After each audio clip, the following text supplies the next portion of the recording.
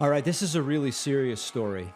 We talk about in the abstract how this escalated, coarsened, more kind of audacious and brazen extremist political rhetoric that has really gone public in a lot of ways since the start of Trumpism has real-world consequences. These people are radicalized for real, and then they go out and they do things in the real world. The January 6th Trump riots were a really great example of that. These are people who, in significant proportion, existed online for a long time, and then they went out on January 6th and then they did horrible things.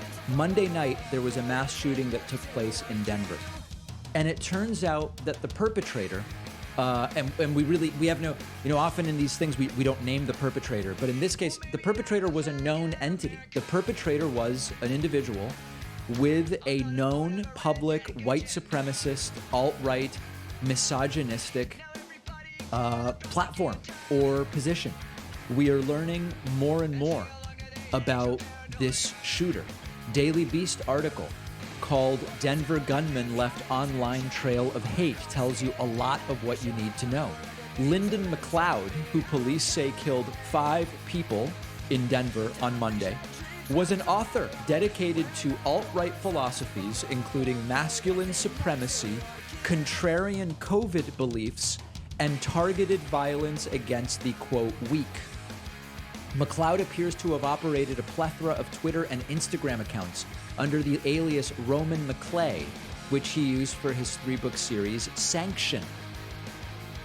In his posts, McLeod seemed to frequently use excerpts from his work to comment on current events, such as a COVID misinformation meme on Twitter featuring Facebook creator Mark Zuckerberg and Microsoft founder Bill Gates. The meme featured the billionaires discussing their approach to the pandemic, with Gates being thanked for mandatory vaccinations, with Zuckerberg congratulated for a, quote, injectable nano-one. McLeod, who was killed by a Lakewood police officer Monday after shooting her in the abdomen, captured the photo with a quote from one of his characters in his book series. "It's not really a worm so much, however I understand the point." He gleefully indicated some people required violence to be addressed. While discussing a 2014 YouTube video titled "Mike Tyson Destroys Reporter" on Twitter, McLeod, as his persona McClay, blasted the passive-aggressive reporter and praised Tyson for using direct aggression. During a press conference Tuesday, police confirmed that McLeod, who records showed owned his own tattoo parlor, targeted each of his victims. Right-wing rapper and social media personality known as Zuby hosted McClay on his podcast to discuss Sanction in 2019. The host claimed the book was blowing up Twitter, though he admitted he hadn't read it. Police say during a Tuesday press conference, McLeod previously was investigated, but they didn't comment on why.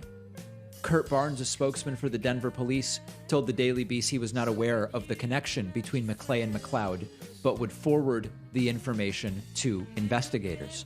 There's a whole tweet history of this guy, including there's a tweet from 2018 where Chloe Valdari tweeted, "Maya Angelou said that if a person is told they are nothing, then they will say, 'Oh, you think I'm nothing? I will show you where nothing comes.' Do you think it's coincidental that at a time when the left is condemning whiteness, neo-Nazi activity is going up on the right?" And Roman McClay, which is believed to be this guy's online persona, said, "Finally someone is saying this. Maybe Heather Hying will listen to you since she follows you. Good job. Pain demands a response. All of us have limbic systems and feel terrible when society hates us." Invisible Man by Ellison or Sanction, same story, different race. So an entire online history of this guy. Another one of these instances where he wrote, "I start with sexual dimorphism for a reason. Biology is our first clue. Then you look at thousands of years of religions, from Norse to Jew, Christian, and Muslim, all demand female chastity. Then you ask modern men how they perceive unchaste women. 3 levels of analysis which align." So like typical kind of men's rights activist misogynistic stuff. So what's the takeaway here? What's the lesson? The lesson is that his fiction, the fiction that this guy fell for, was the foundation for his actions. And this stuff has real world impact. Also important, because I'm going to do this every time we cover a shooting now. This was a shooting on Monday. Okay? Got a lot of attention. There were 110 other shootings on Monday in addition to this one. This is constant. This is a constant backdrop. Check out the specifics on gunviolencearchive.org. But this was one shooting we talked about, and there were 110 other shootings, not mass shootings, 110 other shootings of different kinds, some subset of that mass shootings. It is a constant in the United States.